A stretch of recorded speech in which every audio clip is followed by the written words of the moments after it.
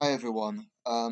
Just come across a rather depressing story, but it's something that's going on in our society, and I think it needs to be covered. And by talking about issues like this, I'm not. It's nothing original that I'm contributing here, but I think it just spreads awareness. So I'm going to be paraphrasing an article from The Guardian, but um, I'll go ahead with that. It's if you bear with me, it's important to hear the details. Um, but I feel that, important things have to be discussed. They have to be in the public domain. People need to be aware of what's happening in our society. So anyway, without further ado, here's a report.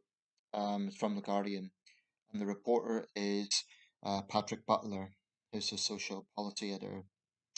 Capita pays compensation to family of woman who died after benefits cut. Government contractor has paid out substantial compensation following the death of a young mother who took an overdose after her disability benefits were removed.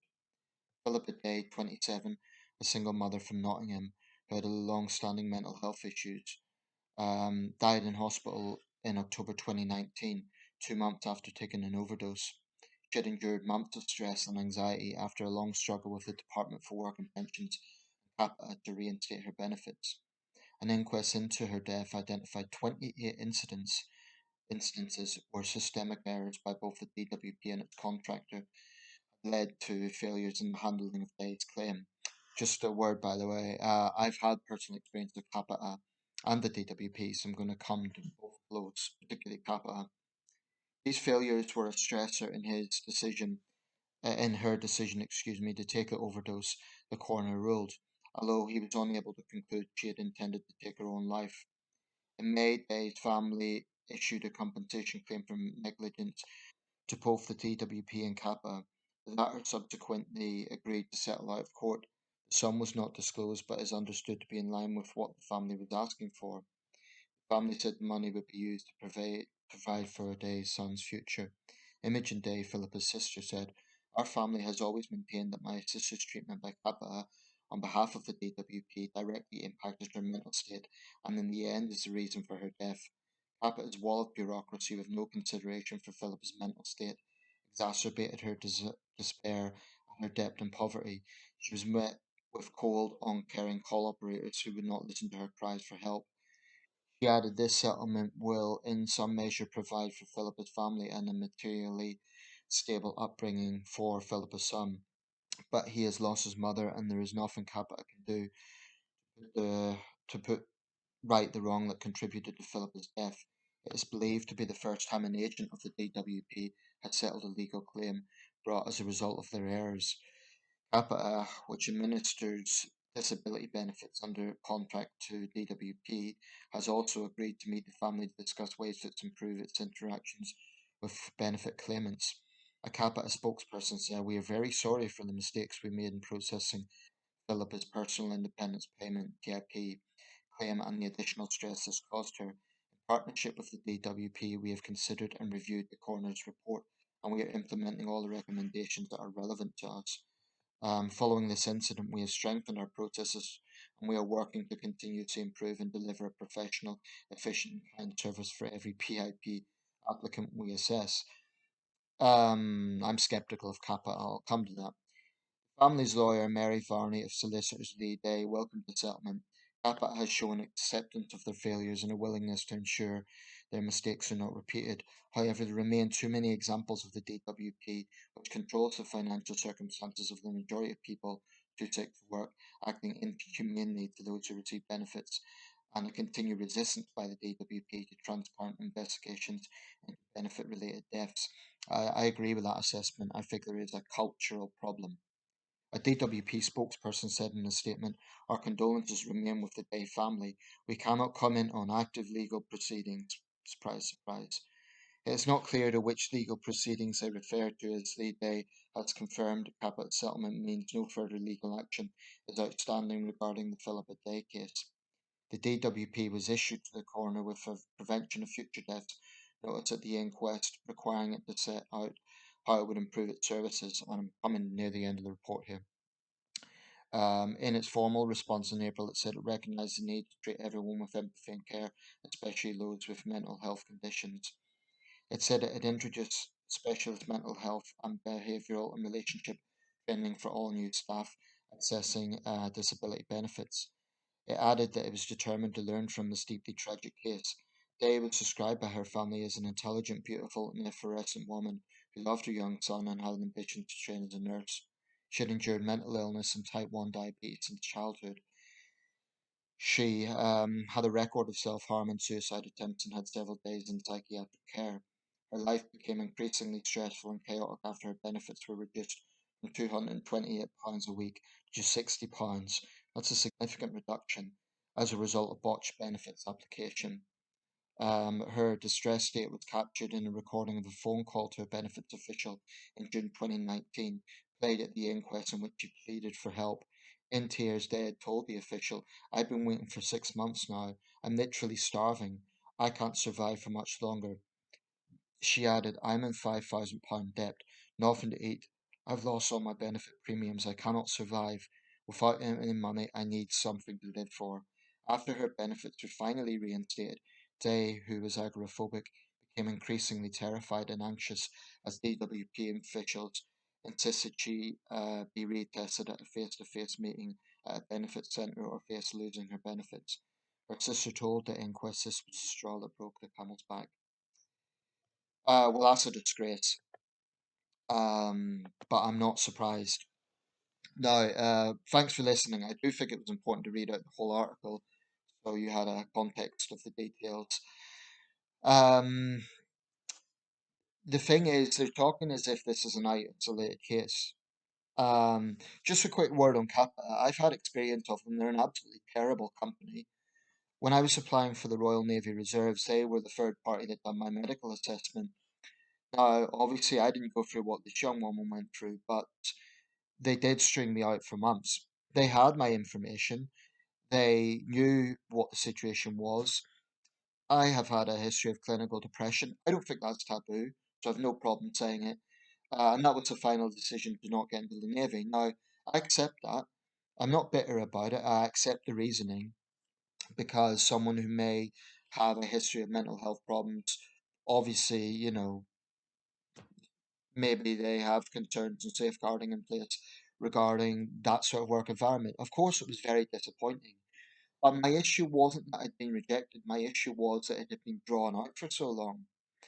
Because Capita had this information, they could have just, you know, made that decision at the time and just said, "Sorry, it's not going to work. You can't join the Navy." But instead, they strung it out for about 3 months.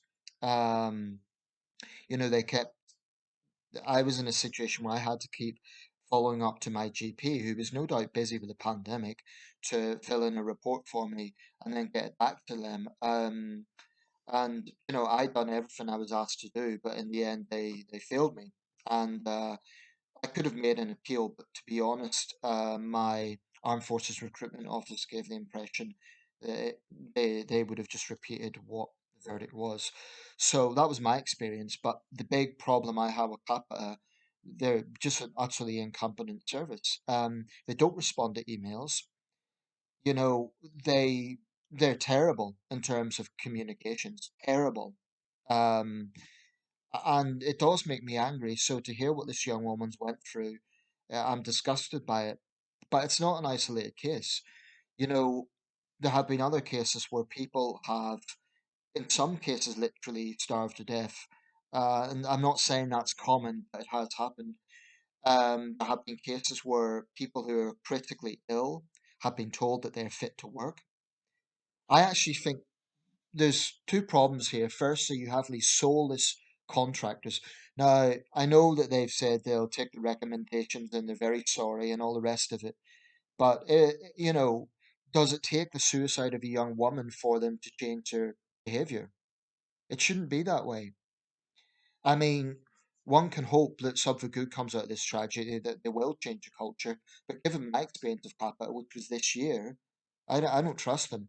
I think they're a creepy, bureaucratic monolith that doesn't really, I say creepy because, it just faces cold bureaucracy. And they're not the only one. There's other third party contractors. I don't particularly care for contractors. I'm not going to say they're all bad because I haven't experienced them all. But I feel, and this is a particularly conservative, approach of taking on these contractors and then they deal with it. But because they're private, there's very, very little empowerment for the clients they're directly working with. Very little empowerment. So people are going up against a bureaucracy, a faceless bureaucracy. And I believe the CEO is one Jonathan. I'll just get the guy's name. Yeah, Jonathan Lewis. He needs to be facing a parliamentary committee. How does he answer to this? There's all these official statements about, oh, we're very sorry about this tragedy and we will change the culture and so on. But this is not an isolated case. If this was a one-off isolated case, it might be a tragic, just that, an isolated case, but it's not. Other claimants have taken their lives. I mean, goodness knows how many that haven't been reported. Because this family pushed for justice. Maybe other families didn't, or they didn't feel that they could.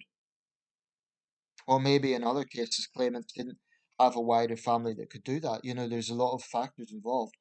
But I think the problem at the DWP is there is a culture of sanctioning claimants.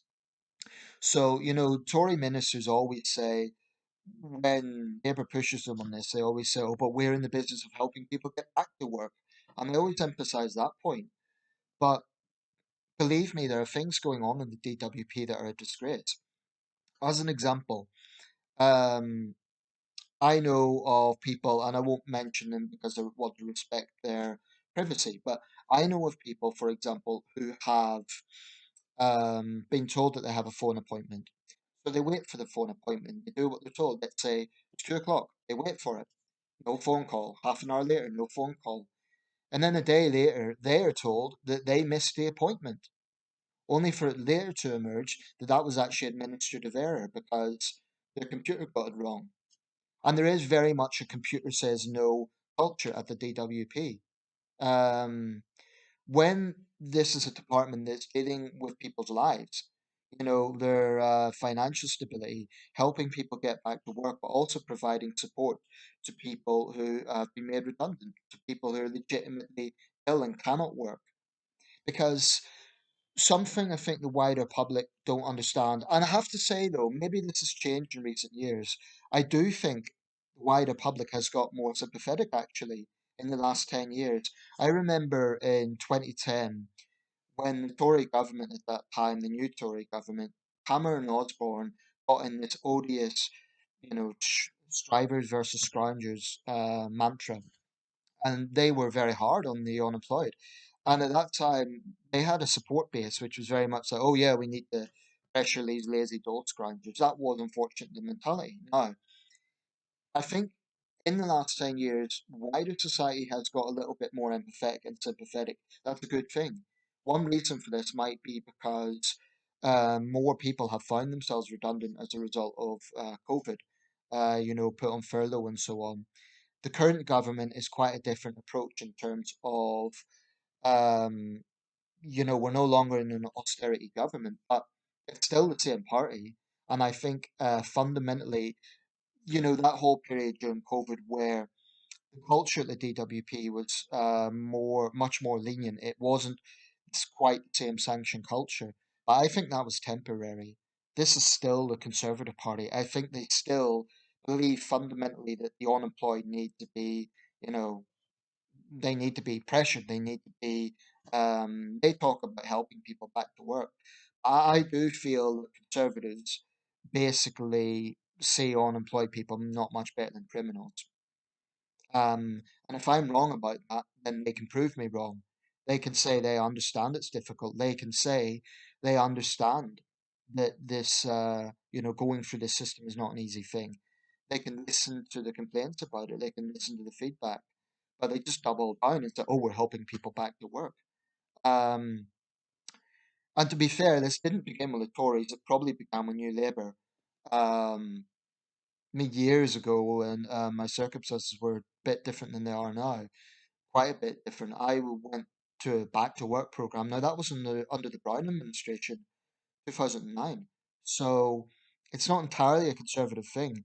That was totally soul destroying. It was one of the worst experiences of my life. I was basically sent to a furniture factory, and I was told to treat it like a real job. I wasn't paid. I was getting my, at that time it was job seekers allowance. Yes, I was getting an income, but it was nothing close to a wage. It wasn't, you couldn't say it was equivalent to a wage. So I was being told that I needed to treat this like a job. I done what I was told, but after a while, basically what happened was I told a co-worker, well, to be honest, I didn't really have a choice about this. I was forced to come here, which was the truth. Now, the manager overheard this, and basically I was fired. First and only time in my life. I never get fired. I've never had that experience. But I didn't really feel any guilt because I thought, well, this guy's getting money from the government, basically exploitation because he has no intention of keeping me on.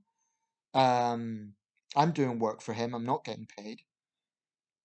I think it's morally wrong, that sort of workfare program. But um, it's a difficult thing because, if claimants complain, then the average Daily Mail reader, to a lesser extent the average Sun reader, thinks, oh, what are they complaining about? They're getting free money from the government. What they don't understand is there are actually a lot of strict obligations. And I think there should be some. I mean, if you're getting money from the state, of course you should have obligations. I've never ever refuted that. But the problem here is legitimate claimants who play by the rules, who are doing what they're told to do, they're penalised. And it's a disgrace. It's causing no end of harm and mental anguish and stress and anxiety.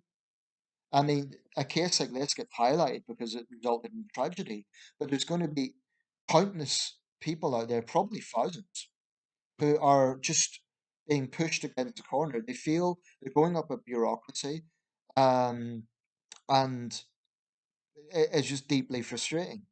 I think one thing Capita needs to do if they're serious about changing their approach is listen to people, be much better communicators, respond to emails, respond to phone calls, show some consideration. Don't be such soulless bullies. I think Jonathan Lewis should face a parliamentary committee. As for the government's line, we don't comment on individual cases. That's just a cop out. It really is because this isn't an ongoing legal case. It was already established, what the outcome would be. So I think that's just a cop out. Um, it's a little bit like when you write to the Attorney General or the Sentencing Council, and I don't want to go off on a tangent here, but you cite a case as an example, not necessarily to try and talk about that individual case, but just as an example. I really think we cannot comment on an individual case. It's a cop out. It's a lazy excuse, quite frankly. Um, so something like this saddens me, but it also makes me angry because it is unnecessary. Um, if a woman who clearly is a legitimate claimant, if she's carefully pleading on the phone, um, now maybe the people who are answering these phone calls, maybe they have long days, and maybe they've had experience of fraudsters, so they've grown a sort of cynical edge. But that's no excuse to treat someone like that. It's their job to assist people, and they should damn well do it. If they don't like the job, they should leave that job. But I think something that has become missing from the DWP, Capita, I don't even consider the word compassion because I don't trust third party contractors. I think they're greedy. I think that's their primary interest.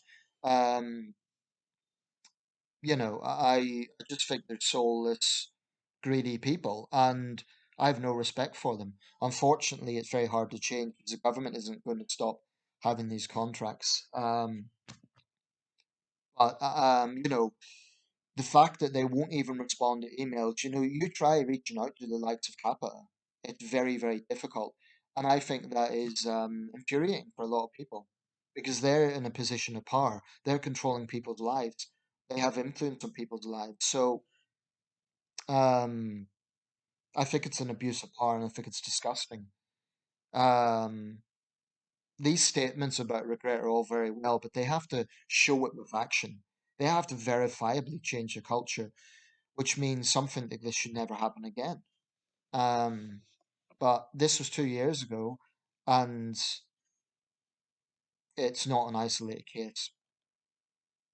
Anyway, I'll conclude. Admittedly, this is probably more of a left wing side of my ideology. My own experience with the DWP, my views on cases like this definitely is an area where I lean more to the left. And it is one thing, if I ever considered voting for the Tories or being active with the Tories, it's things like this that would probably most likely put me off them. I think the Tories are good with national defence and a lot of other areas. There's things I like about the Conservative Party, but the way they approach issues like this, um, I think they encourage a sanction culture at the DWP because, a lot of the Conservative base, when you have the likes of the Daily Mail and the Sun that are constantly demonising claimants, constantly attacking the unemployed, then the Tories pitch to that base by showing, oh, look, we're tough on the claimants. We'll make them work for the money. It's a culture. Um, and they will deny that. They'll say, oh, but we're helping people back into work. And maybe they will help some people back into work. Maybe some people will get something out of it. But that doesn't excuse the fact that there are a lot of cases like this where people are being pushed over the edge. Like I say, the only reason this one is getting attention is because the family fought for justice. But I have absolutely no doubt that there will be many other people who have been caught up in DWP, Capita bureaucracy, and they've been through this. Incidentally, Capita is not the only third party agency. Back in 2009, I dealt with one called Sentia, which put me onto the work program. I really do not trust third parties, third party contractors. I think most of them are greedy. I think they're faceless. You can barely reach out to them. Um, and I think they're very, very cynical people. I find it hard to have much respect for them. Cruel, cruel as well, because you know, I believe the only reason they've come out with this is because it went to court, is because the family fought for justice. I don't think they would really be sorry if, this wasn't highlighted. Final word, it shows the importance of a free press. I certainly would not always endorse The Guardian. Certainly not. It's, well to the left. I'm a centrist. But fair play to them for covering cases like this. It is important. So the culture has to change.